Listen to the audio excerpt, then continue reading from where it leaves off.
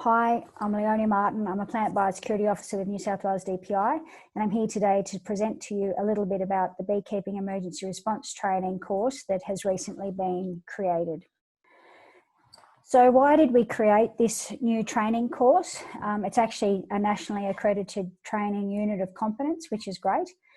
It's actually to increase the number of competent honeybee experts to call upon in the event of a bee biosecurity emergency response. So it's not just about training additional beekeepers to help us in an emergency response, it's also about training government staff and industry people as well. So it's about improving people's skills in honeybee emergency management. It's to teach people how to work safely in a response situation, how to identify, access and use the required information in a honeybee response, and to be able to adapt to change and communicate effectively in those situations. So the BERT course itself consists of two parts. The first part is some online training, and you will have to do some multiple choice questions and assessments in that online component. It would generally take about 2 to 3 hours to complete, I think. And following the completion of the online training component, you would then be required to do a practical one-day face-to-face workshop. And that one-day face-to-face workshop basically consists of 3 parts. So the morning session would be a recap of all the online training that you went through to refresh your memory. After that, you would then have a personal protective equipment and decontamination demonstration and practice session. Followed by after lunch, there'll be some outdoor practical assessments where you'll be required to suit up in your PPE, decontaminate onto a site, collect and take samples, and then decontaminate off that site. So the course covers very generally the key principles of a biosecurity emergency response. Most responses are managed by objectives, so it's setting, communicating and achieving objectives, where the whole response has a single aim underpinned by a number of objectives that describe how the aim will be achieved. And so in order to keep objectives consistent and everybody on the same page, objectives must be SMART. So they must be really specific and clear for people.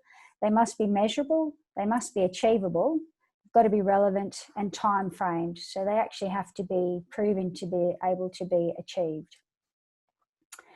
Within an emergency response, there's all types of different information that may be required. And again, that will depend on what level you're working at. But for the purposes of BERT, you'll most likely be out doing surveillance work most of the time. But some of the information required in an emergency response will be the legal documentation and additional resources. So in the case of a bee emergency response plan is one of the key documents that you would use there. You'll also be required to provide personal information, which will be part of your induction into the response. And then you'll also will be provided with some role-specific information, which will tell you about the job that you've been employed to do. So part of the course is being able to carry out and manage your own work. And like I said, most of the work that will be undertaken will be surveillance work. So early detection of exotic bee pests and diseases reduces the response time to eradicate or contain the pest or disease within that area.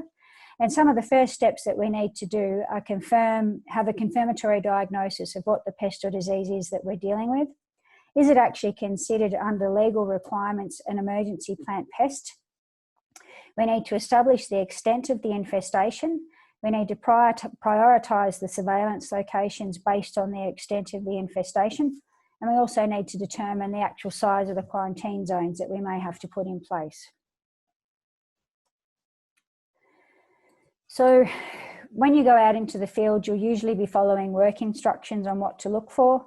You'll be capturing data, so you'll be recording the presence, absence and population levels of pests. You'll be collecting samples and submitting them for testing, quite possibly.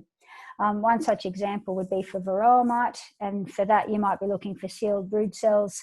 Pupae should be removed with a comb or forceps and inspected internally for reddish-brown mites. And you should implement standard in-hive varroa surveillance procedures.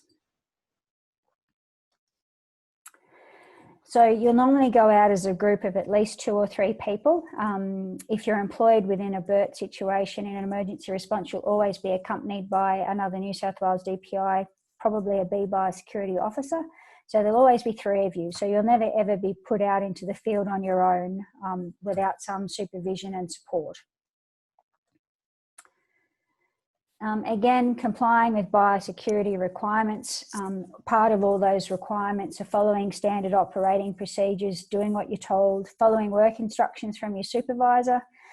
You'll most definitely have to wear appropriate personal protective equipment at all times. If you're dealing with chemicals, then you must be able to read or have read to you the product labels, so you know what the chemical is that you're dealing with. You need to report anything that you believe to be a biosecurity breach immediately to your supervisor, and you need to keep accurate biosecurity surveillance records if that is part of your job.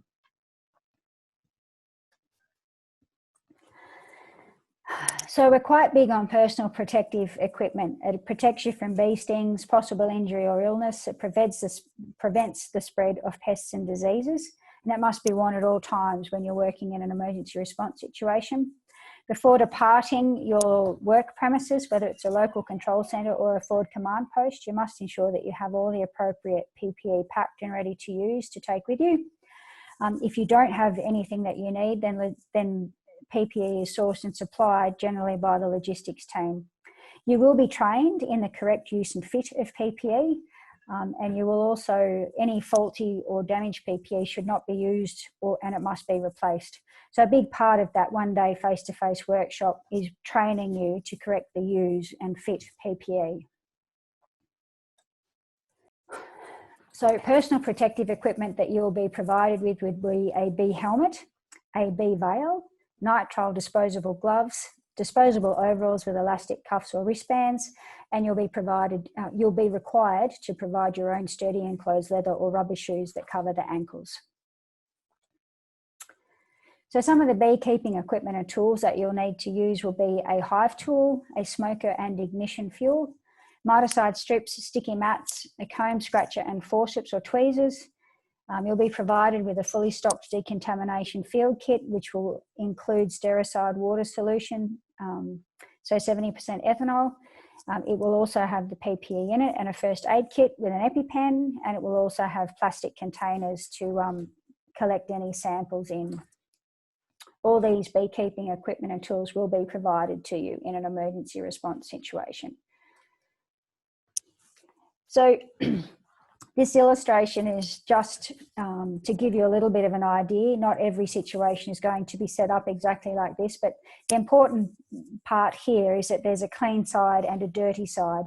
And so basically whatever starts off on the clean side can go onto the dirty side, but whatever's on the dirty side must be decontaminated, cleaned and or bagged before it leaves that dirty side. So nothing dirty should be coming off into the clean side unless it has been decontaminated first. And that's just a really good illustration of how to set up a field decontamination site. Part of the field surveillance will be, once again, data capture. It may generally be the responsibility of your staff team leader. However, you may have to record some details. You'll generally be provided with reporting forms or an iPad. You'll definitely have an iPhone to take photographs of anything you need to maybe get an identification of. And Biomap is one of the mapping programs that we use in order to locate the hives and owner details, etc. So once you've been out and done all the work for the day as part of a biosecurity response, you'll generally come back and participate in a debrief for the day. Sometimes it may be at the end of the week or basically at the end of the response, but it's basically to assess what worked well and what didn't, what possible changes could occur for next time. And it's basically just going through the whole event and seeing what worked well, what didn't, what everybody got out of it, and any suggestions for improvement. It's also a big part of making sure that everybody is okay. Quite often biosecurity responses can be quite emotional for some people. So it's important that everybody debriefs and touches base. In summary, the Beekeeper Emergency Response Training course was developed to improve New South Wales preparedness for if and when exotic bee pests or diseases arrive. It's to increase the number of trained people to assist us in a honeybee emergency response. More people on the ground and in a response enables us to have a quicker response time, and it also helps people to actually gain a nationally accredited training unit of competence, which is a great outcome. So look, thank you very much for your time today. That's just a really brief overview of the training course that we've created in the hope of improving New South Wales preparedness to better cope with a honeybee exotic pest or disease outbreak. Thank you very much for your time.